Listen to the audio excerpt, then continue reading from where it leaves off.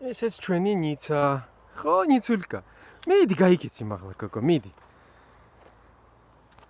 საწყალმა გოგომ 3 კვირა თოკით იარა და ეხლა როგორც იქნა დაუმთავრდა კრიტიკული დღეები და გაუშვით. რომელია დღეს 11 სექტემბერია უკვე. 3 კვირაზე მეტი მოუწია თოკით სიარული. ნიცა ყოჩაღი გოგოა ძალიან ჭკვიანად იქცეოდა. ხო, ნიცულკა. მე მგონი გადაეჩვია კიდევაც სირბილს.